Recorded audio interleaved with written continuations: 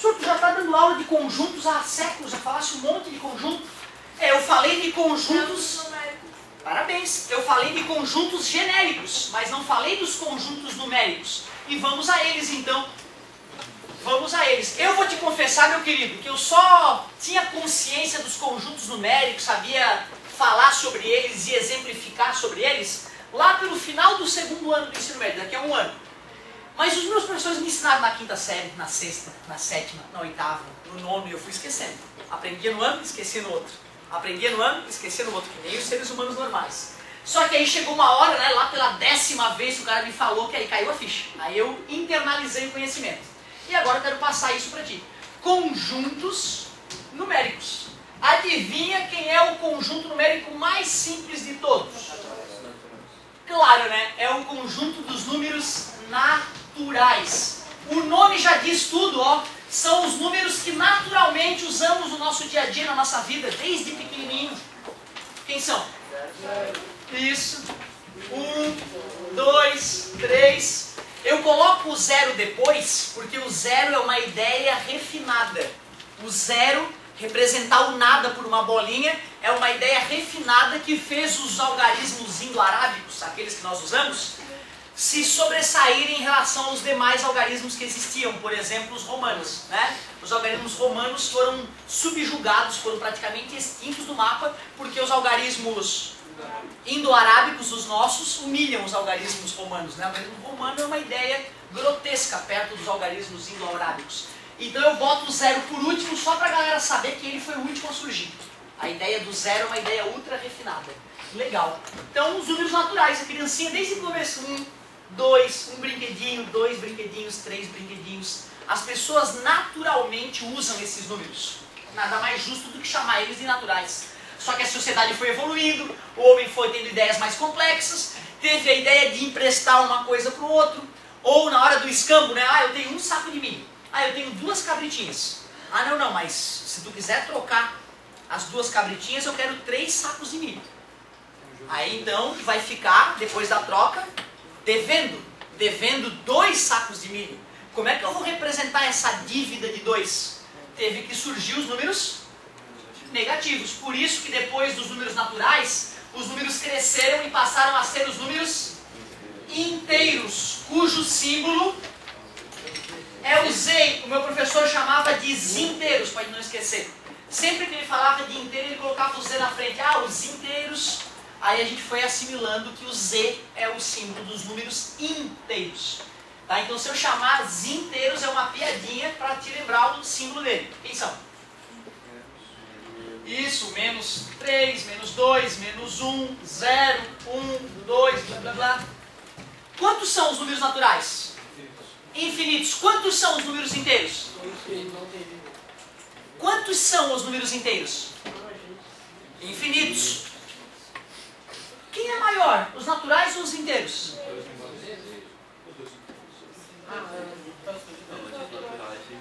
São infinitos. Os naturais são positivos. Olha que viagem, sempre que tu usou a palavra infinito, tu usava ela para representar algo que não tem fim. E sempre achasse que não dava de pensar sobre infinito, né? Eu vou te perguntar de novo então, quantos elementos? Quantos elementos? Quem é maior? Claro que os inteiros é maior. Então tu vê, mesmo quando grandezas são infinitas, dá para comparar elas, né? Mesmo grandezas infinitas, dá para tu calcular sobre elas e saber que esse cara tem o dobro menos um elemento do que esse, mesmo ambos sendo infinitos. Por que o dobro menos um? Né? O dobro, né, seria acrescentando outro zero, né? Mas não tem 2 zeros, certo? Por isso o dobro menos um elementos, né? Outra maneira de enxergar isso é perceber que os naturais já estão aqui, né? E mesmo eles sendo infinitos, tem toda aquela outra gama de infinitos números. Então dá para dizer que é quase o dobro, certo? Apesar de ambos serem infinitos. Que viagem, né? Na verdade, eu adoro mexer com a cabeça de vocês falando em infinito, mas tu só vai calcular com o infinito na faculdade. Mas sem essa preparação de, pelo menos, poder viajar sobre essa ideia, tu poderia ter dificuldade lá na faculdade. Por isso eu já falei um pouquinho sobre isso. Naturais e inteiros. Agora acabou, não precisa de mais número nenhum. E antes deles, o cara começou a dividir as coisas. Não, olha, eu vou vender meia cabritinha pra ti. Eu te dou meia cabritinha e tu dá pra mim 3/4 de saco de milho. Como é que eu vou representar isso, metade de uma cabritinha, com números naturais ou inteiros? Não dá, né? Por isso que surgiram as frações, ou os números racionais. Cuidado, a palavra racional não vem da razão no sentido comum da palavra, né? Razão é aquele, né? É algo que se pode dizer que faz sentido, né? Ah, não, poxa, usa a tua razão, não faça mal para aquela pessoa. Use a tua razão, não faça esse tipo de coisa. Quando a gente usa essa palavra razão, a gente quer dizer para a pessoa pensar no que ela está fazendo, não é isso? Só que nesse caso, razão, números racionais que vem da palavra razão, é igual a divisão. E divisão, o resultado de uma divisão também é chamado de quociente. Por isso que o símbolo que representa os números racionais é o quê? Então cuidado, razão, divisão, quociente ou até uma fração. São os nomes que nós podemos relacionar com os números racionais. Racional, razão. Razão é o mesmo que divisão, o resultado de uma divisão chama-se quociente, por isso que a letra é Q. Professor, Pois não. uma dúvida. Os números racionais são os que são em fração, né? Todos os números que podem ser representados na forma de fração, ele não precisa estar na forma de fração. Os naturais, então, pertencem aos racionais, por causa que, tipo, 1 é 1 sobre 1 vezes 1. Lembra do 1 que é um número onipotente, onipresente? É, parabéns garoto, ou seja, 0 é racional? É, olha ali, ó. É. O 5 é racional? É. Claro, ó, 5 sobre 1, ou não gostei, professor, 10 sobre 2, pronto, te provei que é racional. Beleza? Parabéns, garoto. Todo número natural é racional. Todo número inteiro é racional. Todo número natural é inteiro também. Agora, todo inteiro é natural? Não, tem os negativos. Todo racional é inteiro? Não. Nem todo número racional vai dar uma divisão exata, né? Certo? Era o meu sinal? Não, né? Falta 20 minutos para a primeira ainda, né? São duas, né? Yeah! Duas! Acabou a primeira agora. Já acabou uma aula? Ah, não é possível, isso não é efeito relativístico, não acredito. O cara tá morto e nem sabe, cara. Já acabou uma aula, impressionante. Ó, o negócio é o seguinte, gente. Quando eu falei que os números racionais são aqueles representados em forma de fração, tu já sacou que qualquer número que forma uma fraçãozinha é racional. Porém, na hora de representá-los aqui, eu vou ter que representar usando uma propriedade. Vê se tu consegue acompanhar isso aqui, ó. Os números racionais são os números x, tá o quê? São os números x formado por uma divisão A sobre B, tá o quê? A pertence aos... e B pertence aos inteiros com asterisco. Agora eu quero ver, quem é que lembra o que significa o asterisco no símbolo? Que tem que eliminar o zero. Aí eu queria te perguntar, por que eu estou te dizendo que a fração não pode ter zero na parte de baixo? Ó? Senão vai só vai ser zero. Quase. Mas ó, é legal a ideia, ó. Vou te mostrar que dá para dividir por zero, beleza? 1 dividido por 1, quanto é que é? 1. Né? Não souber isso, é grave. 1 dividido por 0,1. Parabéns, Yoga. 1 dividido por 0,1 igual às casas. Elimina a vírgula. 10 dividido por 1 é? 10. Pô, que interessante. Quando tu divide por um número menor que 1, é o equivalente a multiplicar. Certo? Mas, tá, tu multiplica por 0, virou uma coisa, eu vou multiplicar por 0, só 0. Não, calma. É que para vocês poderem chegar à resposta sem a minha ajuda, eu primeiro estou preparando vocês. Daqui a pouco nós vamos chegar lá. Tudo bem para vocês? Quanto é que é 1 dividido por 0,00001? Tem 6 casas após a vírgula. 1, 2, 3, 4. Parabéns, garoto. 1 milhão. Ó, o amigo entendeu rapidinho o que está acontecendo. Quando eu dividi por 0,1 deu 10. Dividir por 0,01 deu 100. Se tem 6 casas após a vírgula, deu 1 milhão. Então vai, meu! Vai que dá! Como é fácil isso, cara! E tu vê o professor mentia pra gente dizendo que não dá pra dividir, que não existe. Só porque ele achava que o cérebro de vocês era fraco pra captar essa ideia. Pô, eu falo isso para meus alunos, esse ano eu não dou aula mais para sexto ano. Mas quando eu dava aula para sexto ano, eu falo isso aí para a gurizada do sexto ano. E eles respondem sozinhos, infinito, professor. Porque quanto menor o número de baixo, o resultado da divisão. E se esse número fosse 0,00000000001, a resposta seria 1,0000000, não é? Ou seja, dividir por zero dá um número infinitamente grande. E todo mundo diz que dividir por zero dá zero. Nada a ver, né, cara? Dividir por zero não dá zero. A confusão veio da onde, professor? Zero dividido por qualquer coisa dá zero. Claro, não tem nada para dividir para a galera, nada para ninguém.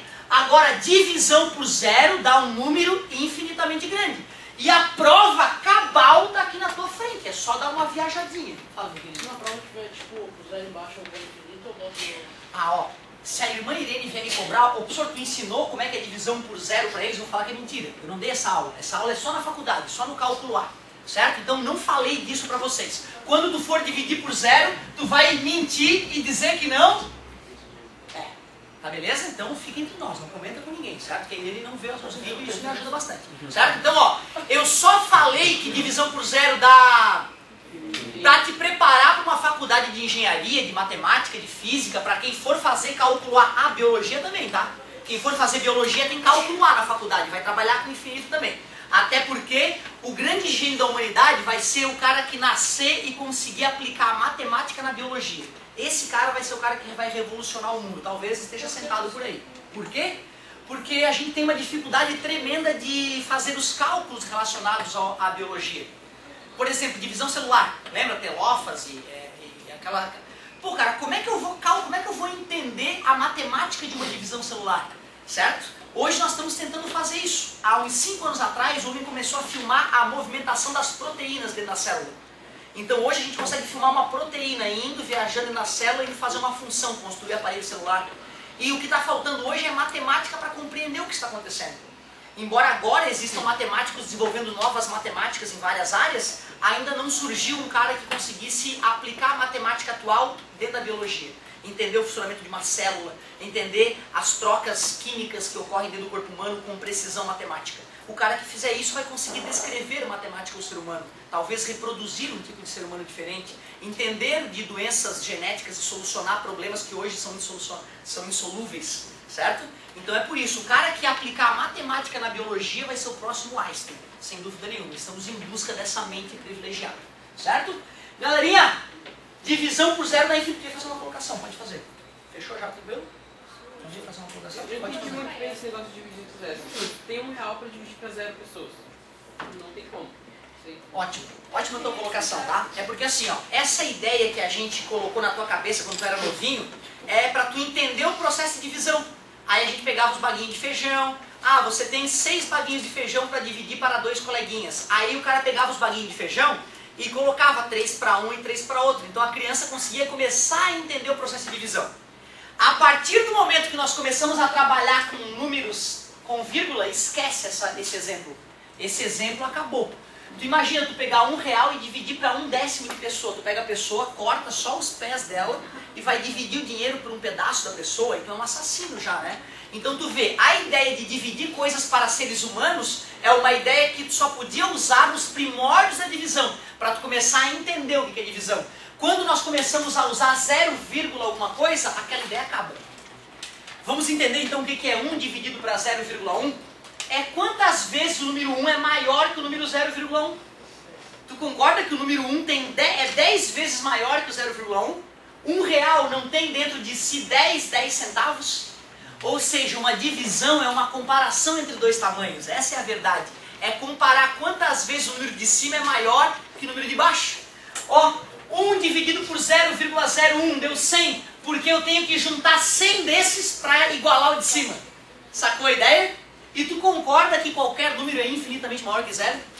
Pronto, 1 dividido por 0 tem que dar infinito. Como faz sentido? De novo, quando tu dividia, tu tinha que pensar em pessoas, em objetos. Pegava as tampinhas de garrafinha e distribuía.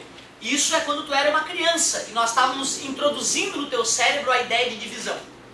Mas, poxa, como é que eu vou dividir 2 por 0,5, caramba. Como é que eu vou dividir 2 balas para metade de uma pessoa? A partir do momento que a vírgula entrou na parte de baixo, dá para dividir pensando em pessoas? Cancela essa ideia. Essa ideia é uma ideia fraca que só funcionava até uma parte da tua vida. Já vai. Tranquilo? Então o que é uma divisão? É uma comparação entre o número de cima e o número de baixo. Eu te pergunto, quantas vezes eu tenho que somar o 0,5 para chegar em 2? Quer dizer que o número de cima é 4 vezes maior que o de baixo. É por isso que essa divisão dá... Vamos provar? 2 dividido por 0,5 igual às casas. Igual às casas, coloquei uma vírgula ali, um zero. Elimina a maldita vírgula. 20 dividido por 5. 4 vezes 5, 20. Beleza? Ou seja, uma divisão é uma comparação entre o numerador e denominador. Deu 4 porque o número de cima é 4 vezes... O zero não é infinitamente menor que qualquer número. Quando eu pegar qualquer número, e for dividir por zero, eu quero saber quantas vezes esse é maior que esse. E já que esse é nada, ele é infinitamente maior. Certo? Só para começar. E outra, amigo, eu só fui aprender isso na faculdade. Só fui aprender isso na faculdade. Nenhum professor teve a coragem de fazer o meu cérebro dar uma fervilhadinha a mais. Certo? Talvez por isso eu só tenha ido até onde eu fui. Se meu professor tivesse me saculejado, e meu objetivo é que tu fique assim mesmo. Que tu fique assim, pô, não pode. Que tu vá para casa pensando nisso. E que amanhã tu acorde, divisão por zero é infinito, isso é um absurdo. E aí depois de meses pensando nisso, a sinapse macabra é feita. Tu entende. E aí teu cérebro fica poderoso. E aí tu sobe acima da média das pessoas. Começa a ver o mundo melhor que elas. E podes até empregar elas na tua empresa depois. Certo? Show de bola. Esse é o objetivo. Tá? Então, acreditem ou não, a galera que já conseguiu entender essa ideia está com o cérebro um pouquinho mais bombado, mais musculoso que os demais. E quem não aprendeu não fica magoado. Daqui a pouco aprende. Sinapse vai acontecer e tu vai aprender. Voltando à Terra. Números naturais, tranquilo, né? Números inteiros são os naturais mais a parte negativa. E números racionais são todos os números que podem ser escritos na forma de fração. E uma fração não pode ter zero embaixo, porque divisão por zero dá infinito. Né? Na prática não existe, certo? E aí é por isso que eu coloquei aquele asterisco nos inteiros, porque o B, que é o denominador, não pode ser só isso, uma frescurinha. Como se exceder o zero, porque tem infinito zero depois da vírgula, ele é infinito, certo? Tem como qualquer número ser infinito? Cuidado, tá? Existe uma confusão bem grande na hora de falar em infinito. Então, por exemplo, assim, ó, vou pegar o meu número predileto aqui. 0,666, certo? Quando eu boto os 3 pontinhos, dá a sensação de que é um número infinito. Esse número não é infinito, ele é menor que 0,67. Tá vendo? Então, cuidado. Uma coisa é dizer que o número é infinito, outra coisa é dizer que o número tem infinitas casas após a vírgula. Tá beleza? Então cuidado, este número não é um número infinito. Ele é uma dízima, que nós vamos começar a falar delas já em seguida, certo? Só que ó, o 0,67 é maior que aquele cara ali, né? Tá beleza? Então cuidado com isso. Ele é um número com infinitas casas após a vírgula, isso sim. E cuidado, hein? Tem número com infinita casa após a vírgula, que é uma dízima periódica, aqueles que se repetem, né? E tem números com infinitas casas após a vírgula que não se repetem. E esses não são dízimas periódicas. O pi, por exemplo, é um número famoso para ti, né? Tem algum outro aí? Claro, qualquer raiz não exata. Raiz de 2, raiz de 3, raiz de 5. Essas raízes são todas números com infinitas casas após a vírgula que nunca se repetem. Nunca se repetem, que eu digo de uma maneira organizada. Se repetem de maneira aleatória. Certo? Agora um detalhe, hein, gente? Vocês sabiam que dá para transformar isso aqui em fração? Vocês lembram? Toda dízima periódica pode ser transformada em uma fração. Alguém lembra como é que faz essa fração aqui? Porra, que ninja, 21 sobre 99. Aí daria para dividir por 3 em cima e embaixo para deixar mais bonitinho, né? Certo? Todos os números de 4 sobre 99? Bonita pergunta. Bonita pergunta. Vou te provar de onde é que vem isso, tá? Essa é outra coisa que o meu professor nunca fez. Os meus professores simplesmente falavam, não, pega o número que se repete e divide por 9. Era só isso que eles me falaram. Eu vou te mostrar como é que chega a essa conclusão de maneira correta. Só antes disso, números racionais são os números que podem ser escritos na forma de... E uma dízima periódica pode ser escrita na forma de fração? Sim. Sim. Porém, esses três conjuntos numéricos ainda não são todos os números que nós conhecemos. Porque tem número que não pode ser escrito na forma de fração, os irracionais. E aí, galera? Exemplos de números irracionais. Claro, né, cara? Eu só fiz a pergunta para ver se o cara estava acordado mesmo. O pi. Acabei de falar que o pi não era uma dízima periódica, né? Além do pi. Raiz de 2, raiz de 3, raízes não exatas. Certo? Caramba, quando eles perceberam que tinha número que não podia ser representado na forma de fração, eles pensaram, quem são esses números irracionais? São todos os números que existem, menos aqueles que podem ser representados na forma de fração, os... Então os números irracionais são todos os que existem, menos os racionais. Exemplos de números irracionais eu acabei de falar. O pi, o raiz de 2, que é 1,41 blá blá blá, o raiz de 3, que é 1,73 blá blá blá. E esse blá blá blá ali não se repete, porque se repetisse seria uma, e se fosse uma dízima eu poderia transformar em, e aí é racional. Então dízimas periódicas são números racionais, beleza? E os números malucões são os irracionais. Juntando todos eles, os números reais, certo? Então acabamos de fazer uma... Pois não? Alguém fazer uma colocação? Acabamos de fazer uma revisão sobre os conjuntos numéricos. E a apostila vai trabalhar com essa ideia de dízima periódica. Então eu vou dar uma pausadinha agora e mostrar como é que se fabrica a fração geratriz de uma dízima periódica. Olha que nome bonito. Fração geratriz de uma dízima periódica.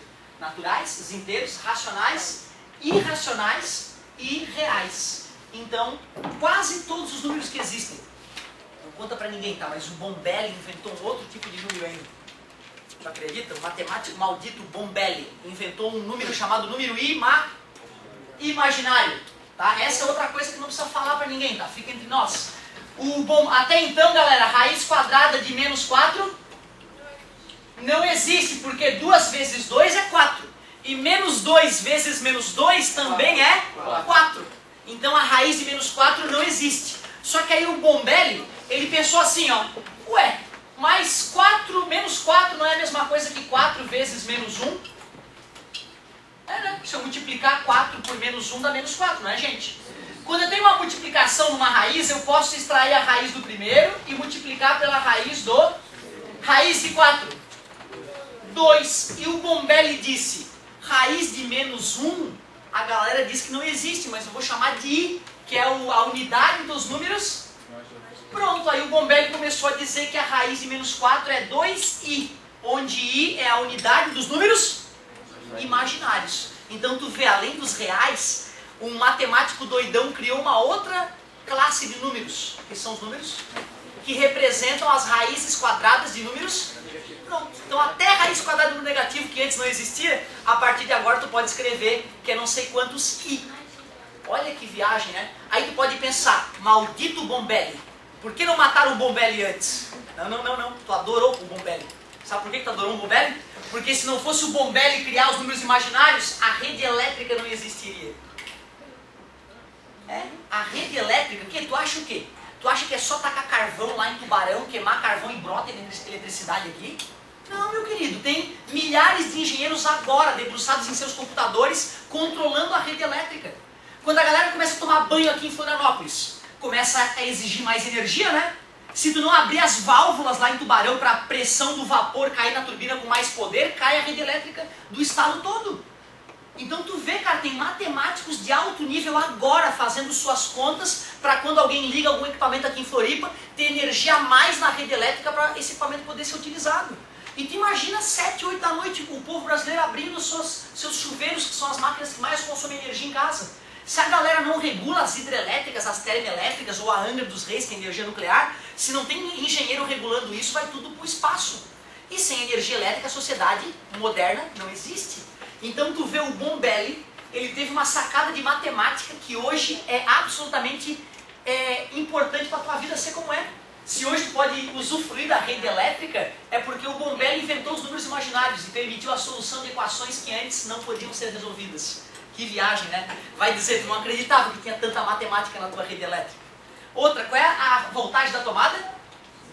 É mentira, cara, pra galera poder ficar feliz. Vou te falar a verdade, a voltagem da tomada vai de 310 volts a menos 310 volts 120 vezes por segundo. Por isso que é corrente alternada. A do carro sim é 12 volts e acabou. Ali não, ali vai de 310 a menos 310, 120 vezes por segundo. Quer dizer que quando tu liga uma lâmpada, ela está piscando, só que ela pisca tão rápido que tu não percebe. Essas não estão piscando tanto. Mas sabe aquela lâmpada incandescente, aquela clássica? Ela está piscando 120 vezes por segundo. É tão rápido que tu não vê. A tua televisão está piscando o tempo inteiro. E tu acha que é uma imagem bonita que está ali paradinha, né? Não, está piscando. O teu cérebro não enxerga tão rápido assim. Quer a prova de que a tua TV pisca? Passa a mão na frente dela. Só passar a mão assim na frente da televisão, tu vai ver a tua mão piscando na tua frente. Realmente estava piscando. Ou filma com uma câmera lenta, né? Filma a TV com uma câmera lenta, tu vai ver que tem faixas passando ali o tempo inteiro. Só que passa tão rápido que o teu olho não capta. Que viagem, né, cara? Loucura. Aliás, tem autores de filmes que fazem umas pegadinhas com os espectadores. Alguém já viu aí o Clube da Luta? Com o Brad Pitt, né? Porra, aquele ator feio. Então, o Brad Pitt, cara, naquele filme Clube da Luta, tem uma hora que o cineasta bota um pênis na tela, do nada, assim. No meio do filme tem um pênis no meio da tela. Só que aquele pênis aparece assim 0,1 segundo. Só as pessoas que têm uma capacidade de visão mais aguçada é que percebem. Tava eu e uns amigos vendo o filme, né? Os filmando o Clube da Luta. Daqui a pouco um deles... Pô, vocês viram? Um pênis ali. Pô, tá louco? Um pênis, não viaja. Pô, volta ali, cara. Volta ali que apareceu um pinto ali. Voltamos em câmera lenta e não é que realmente tinha um quadro com uma foto de um pênis do nada. O cara fez isso só pra provocar, pra mostrar que nem todo mundo tá vendo tudo no filme. Que viagem, hein, cara? Quer dizer que se a minha roupa sumisse e voltasse em menos de 0,1 segundo, tu não perceberia o que aconteceu. Porque os seres humanos só captam coisas acima de 0,1 segundo. Que viagem, né? Tempo de percepção retiniana é o nome disso. Beleza? Tu vê que perigo, hein? Houveram pesquisas que a Coca-Cola e outras empresas desenvolveram para ver se no cinema, tu colocando imagens de Coca-Cola, tal, escondidas no filme, né, que tu não consegue perceber, se a pessoa ia usar mais, consumir mais Coca-Cola, etc e tal. Aí tinha até intervalo uma certa época no filme. No meio do filme tinha um intervalo para tu ir lá, pegar uma pipoquinha, pegar uma Coca-Cola. Só que as pesquisas, até onde eu sei, as pesquisas não surtiram efeitos. Ou seja, essa propaganda subliminar que se chama, né, aparentemente ela não gera um efeito realmente de tu ir comprar. Se tu não viu, é como se tu não tivesse enxergado nada, não vai ter efeito no teu subconsciente. Mas bacana explorar essa ideia também, né? Uma outra arma para fazer propagandas, certo? Não sei se vocês conhecem a história de a garrafa Coca-Cola ser o formato do corpo de uma mulher, certo? É isso, é uma propaganda subliminar. O formato da Coca-Cola é o corpo de uma mulher, certo? Não aquela redondona. Eu tô dizendo a normal, a clássica. Não, mas é isso. Isso é que é aluno que... não concorda com o que tu falou. É aquela que é assim, gente, ó. Vai dizer que não é esse o formato clássico da Coca-Cola. Certo? Beleza? Então, algumas garrafas PET também têm esse formato. Dizem os estudiosos que isso é para fazer com que o homem tenha mais vontade. Ele inconscientemente vê o corpo feminino na garrafa. O M do McDonald's, nunca ouviram falar disso? O M, que são os seios.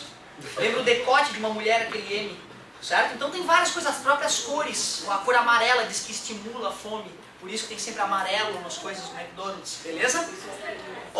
Pois é, eu também acho. Eu acho que isso é muito mais babaquice do que qualquer outra coisa, certo? E pra gente poder confirmar isso, só pegando pesquisas sobre isso. E como não foram feitas muitas pesquisas e muita gente não sabe fazer pesquisa adequadamente, a gente ainda pode não saber a resposta verdadeira sobre isso. Talvez se algum de vocês for estudar psicologia ou neurologia futuramente, possa fazer uma pesquisa e botar um ponto final nessa interrogação. Certo? Mas agora vocês sabem que isso existe. Beleza. Ô galerinha, olha só. Agora que eu falei dos conjuntos numéricos, eu vou te ensinar dízima periódica. Dízima periódica. Vamos bater um papo sobre isso aí. Está quase acabando. E claro que a tua tarefinha vai ser relacionada a essa aula, né, gente? A tua tarefinha vai ser sobre conjuntos numéricos e vai ter uma pitadinha de dízima periódica. Vamos lá.